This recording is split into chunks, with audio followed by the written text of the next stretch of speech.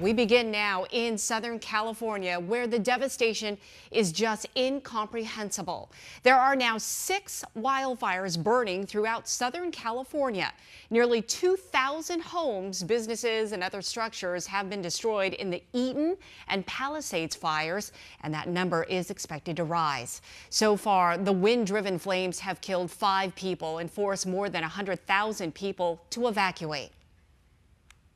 But something this big and this fast that, kind of just wiped out the whole town was something that I personally, and I think a lot of people from around here, never saw coming. I just hope, the Palisades can come together and, figure out how we can all pitch in and try and build this, town back up to the great place that it was. Now, fire crews say that the winds could continue through Friday, stretching from Santa Barbara to San Diego.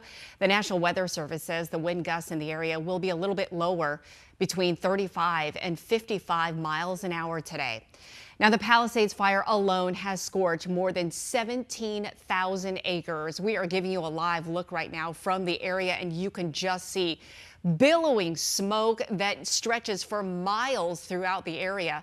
Officials are now calling this one of the most destructive, if not the most destructive wildfire in the history of Los Angeles. Right now, 2 more Arizona task forces are heading out to help in California. In all, 78 people, 17 engines, and 4 tenders from Arizona are helping to fight those massive wildfires that you can just see billowing out of the canyons there. We have live team coverage headed your way. Meteorologist Crystal Long is standing by with a look at what fire crews will be facing on the front lines today. But first, let's go out to Southern California to Troy Hayden, who is live in Pacific Palisades, one of the worst hit areas, with the latest. And Troy, behind you there, it's just unbelievable, the destruction. Oh, wait until I show you more of it, Tram. The good news is at this point, the winds have died down. They are calm this morning. That is, though, expected to change as the day goes on. All right, take a look at this. So this is a small neighborhood in Pacific Palisades. The Pacific Ocean is maybe 200 yards away. But as far as you look up there, every home is reduced to rubble. It's like this little place was wiped off the map, erased. And look, if you look more closely, you've got aluminum ladders here. You've got the back of a barbecue grill that survived. This little dolly here, this little dolly somehow survived, but all the rubber is burned off the wheels. And to show you how dynamic this fire is, all of this is cool to the touch. This burned like 2 days ago. Within the last half hour, we looked up, and a big, beautiful 2-story home, can you imagine a home on the top of that bluff looking over the Pacific Ocean, just caught fire? And it has been burning without anybody trying to put it out for about the last half an hour, and it will burn to the ground. Now, we got here earlier this morning, took a walk around Pacific Palisades. Here's what we saw. When people say it looks like a bomb went off in Pacific Palisades, you can see what they're talking about here. I have covered a number of urban wildfires over the course of my career, and I don't know if I've ever seen devastation this complete. You can see everything that's not stone or metal has basically disintegrated, been incinerated by the heat of this fire. We walked around and got a look at a bit of the neighborhood earlier today.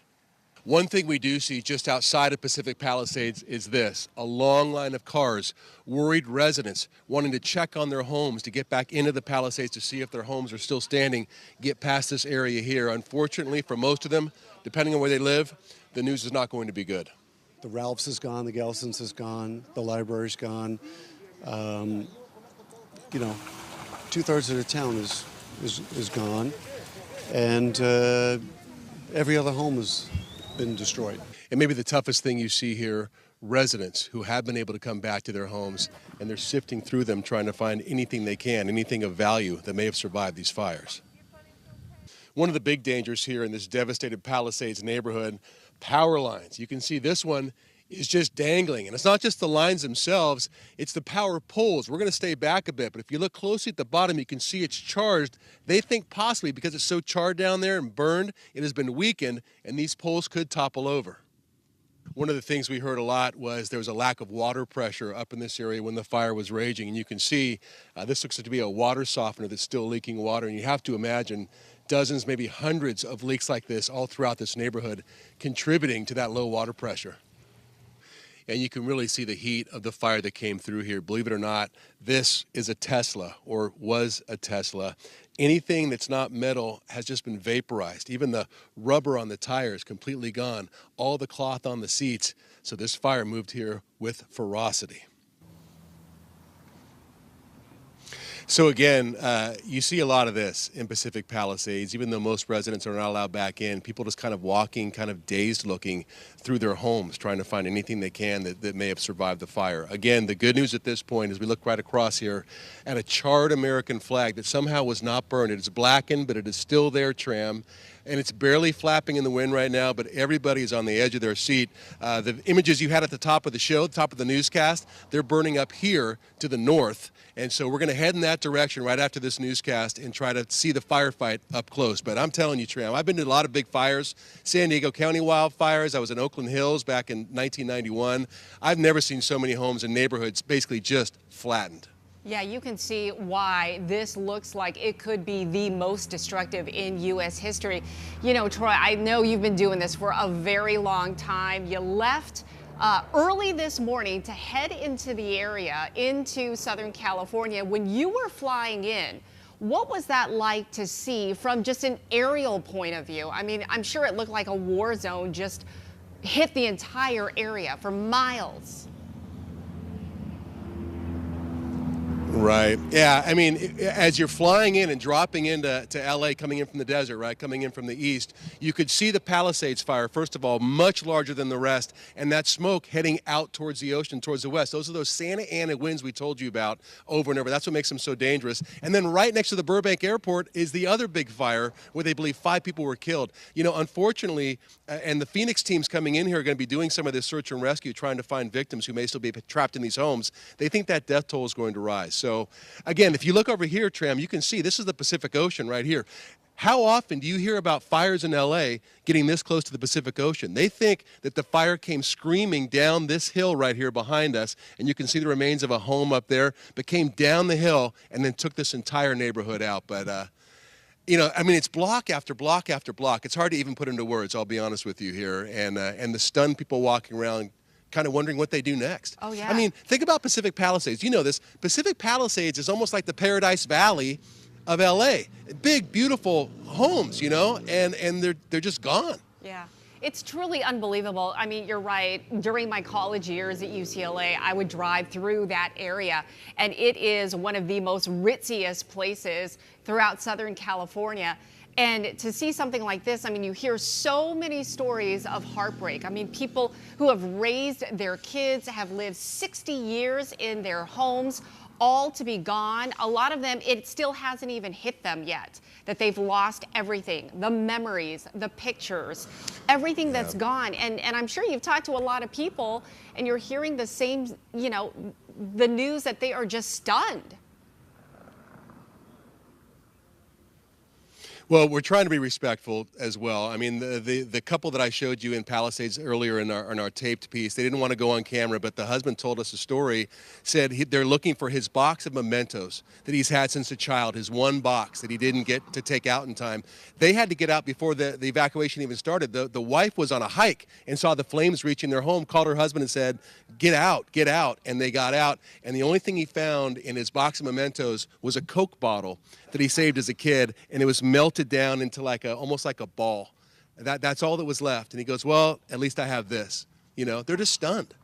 Think about it. Think about it. You know, you're a big memory person. Yeah. Think about if all that stuff was just suddenly gone. I know, and it happened so fast, and people just did not have time to react fast enough. All right, Troy, just so many stories of hurt and pain.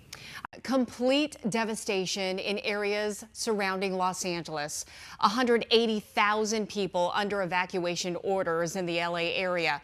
The destruction looking like a war zone as the massive wildfire ripped through miles of homes, fueled by the unrelenting Santa Ana winds and drought conditions.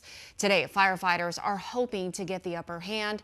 Maribel Gonzalez is in Pacific Palisades with the latest. Something this big and this fast that, you know, kind of just wiped out the whole town was something that I personally, and I think a lot of people from around here never saw coming. Unrelenting wildfires are continuing to ravage parts of Los Angeles County Thursday, causing tens of thousands of residents to flee and more ready to go at a moment's notice. And I saw a big ball of orange with the smoke, so it looked like it was here towards the top of the hill. And I went back to the house and got some things. The Palisades fire has destroyed more than 1,000 structures, making it the most destructive in LA County history. Everything is just gone, and I just want to wake up from this bad dream. And the Eaton fire has quickly reduced much of the Altadena area to ash and rubble. This is our retirement. This is our nest egg. This is where we moved in when we got married. The nearby city of Pasadena told residents that the water there may be unsafe to drink because of debris from the Eaton fire, and the health concerns are mounting. The air quality across Southern California has been deemed a hazardous 6 out of 6 because of all the smoke and ash swirling around. We couldn't breathe anymore. And we had all the filters going in the house. We had HEPA filters, and nothing seemed to work. Well, as mentioned, the winds have died down compared to yesterday, hopefully allowing those firefighters to get to those hard-to-reach areas. Right now, we want to go back out live to Troy Hayden, who's in Pacific Palisades, with more on what he's seeing. And Troy, again, it's just surreal to see everything that's happening behind you, and you can even still see some of the smoke. Yeah, I mean, some of these fires are still smoldering for sure. I will say, as opposed to that last piece you were talking about, the air quality has gotten a lot better out here today, at least right now. At least it seems to be a little bit more of an onshore breeze, which is expected to change. But again, we want to be respectful of people's belongings. But when you look at things like this motorcycle, you understand what heat does to people's possessions. You can see right here, this frame, it's just kind of bent over and melted as well. It's metal. I'm walking on top of glass. It is shattered. And something I want to show you, Tram, you see these, I mean, how long have these palm trees been here? They've got to be 70 feet tall, I would think, maybe even more. Look, they are black all the way up to their fronds. So you would imagine at some point, those flames were getting darn near close that high, or at least that hot up into that area. All right, let's talk about those Santa Ana winds, right? I mentioned them a little bit in our last hit we did for you guys.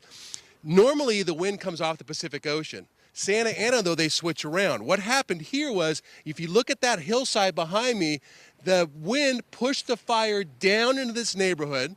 It burned this whole neighborhood. And you know this, Tram, growing up here, everybody who visits Los Angeles, this is the PCH. This is the one. This is the famous road you take right along the shore of the ocean. The fire burned across the PCH. And look at that, Tram. That's some sort of a outbuilding, probably for the county or something, lifeguard type thing. It's burned right on top of the sand, you know, which you just don't see very often. So again, it shows you how strong those winds were to push it across here to where we are. So one more thing, again, being respectful of people's things. Do you recognize what these are, Tram? No, it's kind of hard to see. They're the little edges of a bench. You know those little wooden benches with the wood in the bottom? Yeah, so the two ends of the bench, and the wood is just gone, like nowhere near. You know, it's still smoldering here. You talked about smoldering. That burned 2 days ago, and something's still burning down there. So again, we've only just really arrived. We got into this area maybe, I don't know, 2 hours ago. What we're gonna do is we're gonna head north, and I think that's where the most active fire is right now. Look at some of the firefighting efforts and see what's going on there. But I have to tell you, my mom and dad lived in Palisades for a short time. When I was a kid, I was already out of the house. I was in college. My mom even said, can you go and see where our house was? We're by Gelson's. That little downtown area, which is such a beautiful little downtown. Tram, it's gone. I've never seen a Chase Bank burned to the ground. There's a Chase Bank there burned to the ground. We're going to go back in and we'll get some more video of that. We were coming out here to make sure we could get in here. But so we have much more coming your way on 4, 5, and 6 tonight. And the 10 o'clock news. So a lot more reporting from here in Southern California. Yeah, I mean, so many things that you're talking about just trigger so many chills, so many emotions. I mean, when you see PCH just right there, and the fact that that shows you how powerful and fast that wildfire was, the fact that it jumped a natural barrier, which would kind of stop the flames, it jumped.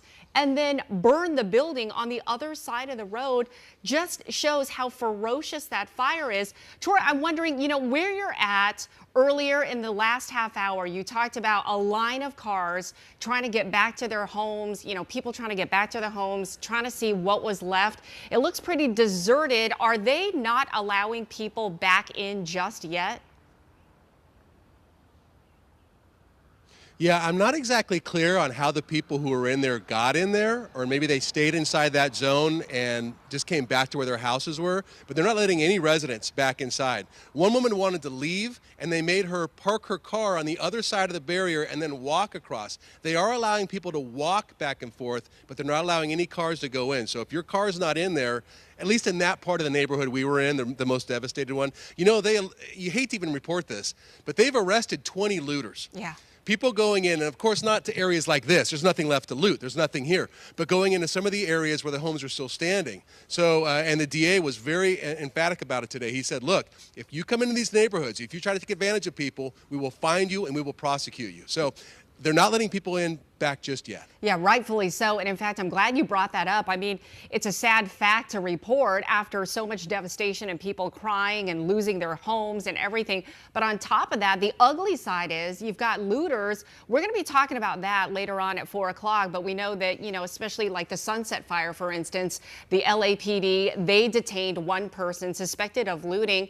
And sadly, it's going to happen. It's a sad fact after tragedies like this that people will take advantage of people who are vulnerable and have lost so much already. And the DA even went further and said, if you're a person who wants to scam somebody out of rebuilding, if you want to be an internet scam involved in this, we will find you. So one more thing, you can see this, I think it's a member of the media down there kind of looking over that fence behind us and taking pictures. That is the swimming pool for this whole neighborhood, and it's just black. And they talk about water quality. They're having many people boil their water because there's so much ash that fell into some of these reservoirs. It's not safe to drink without boiling your water. So again, even though this is the area right here that's impacted the hardest, people all over LA County are being impacted. And one more thing, Tram, they've evacuated over 180,000 people because of these fires. You know how many people live in Tempe? 189. So it's like evacuating the city of Tempe. That's how many people we're talking about. That is so wild. But we do know that there are a lot of resources out there that are trying to help in situations like this. The LA Unified School District, they're having grab and go meals. You got the YMCA offering free childcare for essential workers. LA restaurants giving out, free food. So slowly but surely, even though it's still going on, but the community is trying to get together. All right, Troy, I'm going to let you go. I know you have a lot more to cover for us later today at 4, 5, and 6. We're going to see you then, but please stay safe.